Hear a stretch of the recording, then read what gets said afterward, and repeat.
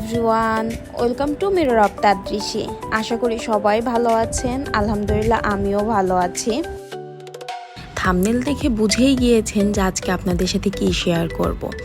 মজাদার একটা তালের বড়া, একদম ঘরে থাকা উপকরণ দিয়েই খুব সহজে বানিয়ে নিতে পারবেন। আমি নিজেও কিন্তু ওইভাবে রান্না বান্না তেমন পারি না, বাট এই তালের বড়াটা বানানো একদমই সহজ, যে কেউ চাইলেই পারবেন। তো এখানে আমি ময়দা নিয়ে নিচ্ছে। আসলে চালের গুঁড়াটা ছিল না, আর আমি আগেই বলেছি যে ঘরে থাকা উপকরণ দিয়েই বানাবো।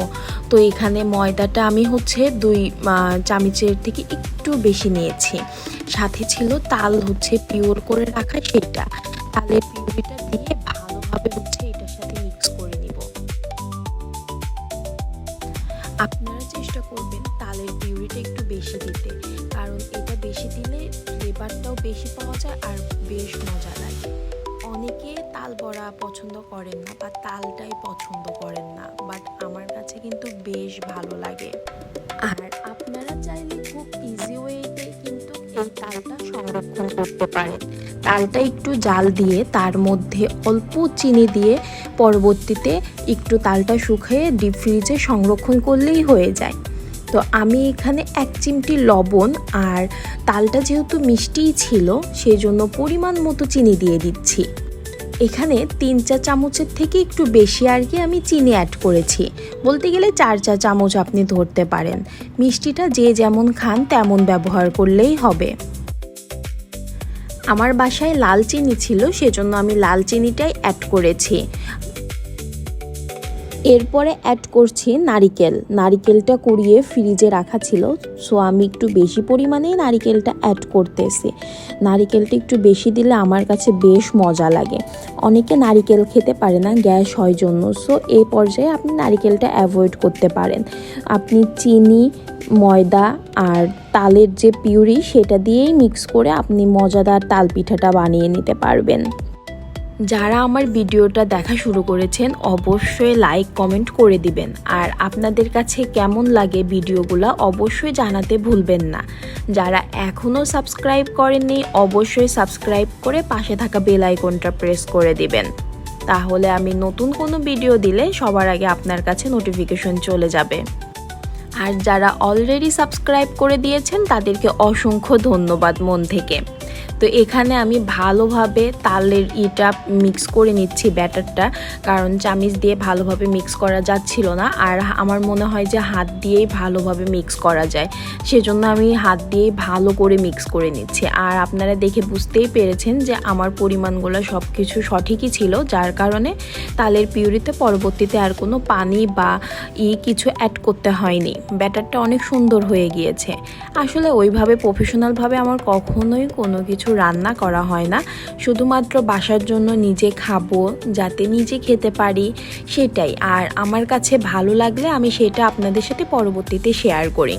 আমার কাছে এই তালের পিঠাটা বেশ মজা লেগেছে, যে হ্যাঁ আপনাদের একদম ইজি ওয়েতে আপনারাও বানিয়ে নিতে পারবেন, সেজন্য শেয়ার করা। আর এখন তো বৃষ্টি ওয়েদার, দেখা যায় মাঝে মাঝেই বৃষ্টি চলে আসে।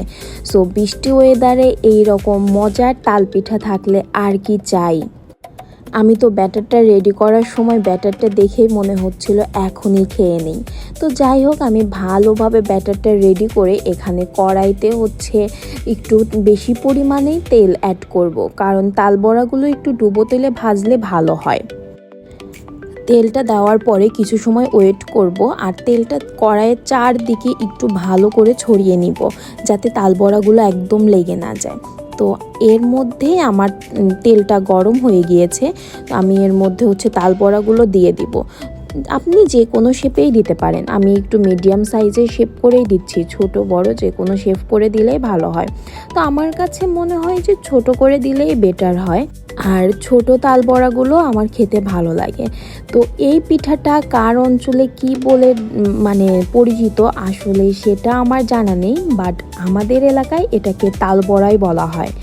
তালের অন্যান্য পিঠাও আছে, বিশেষ করে তালের রুটি বা তালের কলা পাতায় ভাপা যে পিঠাগুলা, ওইগুলা আমার ফ্রেন্ডের সাথে আমি খাওয়া হয়েছে। তো আমি একদিন ট্রাই করে আপনাদের সাথে শেয়ার করব। আমি যখন তাল বড়াগুলো দিচ্ছিলাম তেলটা গরম হওয়ার পরে আমি চুলার আঁচটা একদম লো করে দিয়েছি, যাতে যেগুলা দিচ্ছি সেগুলো পুড়ে না যায়। একবারে যখন দেওয়া হয়ে যাবে তখন আপনি চুলার আঁচটা একটু মিডিয়াম করে দিলেই হবে। আর এই যে দেখেন আমার তাল বড়া কিন্তু একদম ডুবো তেলে ভাজা হচ্ছে। এরই মাঝে এক পাশ হয়ে গিয়েছে কিছুটা, সো আমি এখন একটু উল্টিয়ে দিব। আর যেহেতু এটা প্রথম লট যার কারণে একটু নিচে লেগে যেতে পারে, বাট আমার ওইভাবে লাগছিল না, একটু তুলতে কষ্ট হচ্ছিল, বাট সবগুলা অনেক সুন্দরই হয়েছিল। তো একটু ধৈর্য নিয়ে আর কি এগুলো ভাজতে হবে, যেহেতু সময় নিয়ে ভাজলে হবে কি ভেতরের ইটাও সেদ্ধ হয়ে যাবে, মানে ভালোভাবে আর কি ভাজা হয়ে যাবে। সো আমি যেটুকুই জানি সেটুকুই আপনাদের মাঝে শেয়ার করেছি। ভালো লাগলে অবশ্যই জানাবেন যে কেমন লাগলো, আর অবশ্যই ফুল ওয়াচ দেওয়ার চেষ্টা করবেন, স্কিপ করে করে ভিডিওটা দেখবেন না। আসলে স্কিপ করে ভিডিও দেখলে দেখা যায় যে আমার চ্যানেলেরই ক্ষতি হবে। আপনাদের ভালো না লাগলে আপনারা সম্পূর্ণ অ্যাভয়েড করবেন, বাট কেউ স্কিপ করে দেখবেন না।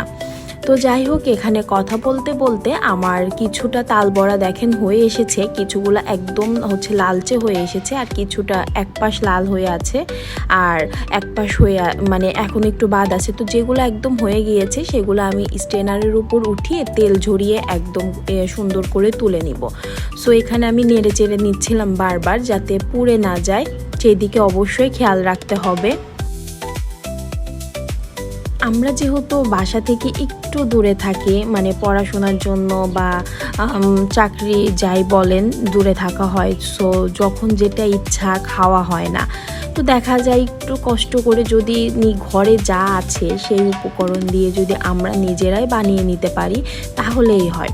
অনেকে আসলে ভয় পায় যে হ্যাঁ পারবো কি না, কিন্তু দেখেন একদমই ইজি, জাস্ট একটু সময় সাপেক্ষ। ফিরে আছেন, নিজের ভালো লাগাকে একটু প্রাধান্য দিবেন, এটাই। তো এখানে আমার তাল বড়া কিন্তু হয়ে গিয়েছে, আমি তুলে নিচ্ছিলাম সবগুলা তেল থেকে ভালো করে করে, তারপরে একটু সুন্দর করে ছবি ভিডিও করে নিলাম। আর দেখেন তাল বড়াগুলো দেখতে কতটা ইয়াম্মি লাগছে। আমরা তো সেদিনকে সবাই অনেক মজা করে খেয়েছি, আর বাইরে চারপাশে পরিবেশটা এত সুন্দর ছিল, বৃষ্টি বৃষ্টি ওয়েদার, মাত্র বৃষ্টি হয়েছে, গরম গরম তাল বড়া, আর কি চাই।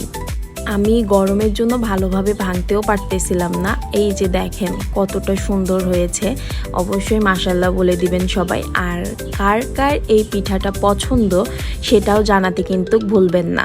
তো আমরা আমাদের বিকেলবেলা মজা করে তাল বড়া খেলাম, গল্প করলাম।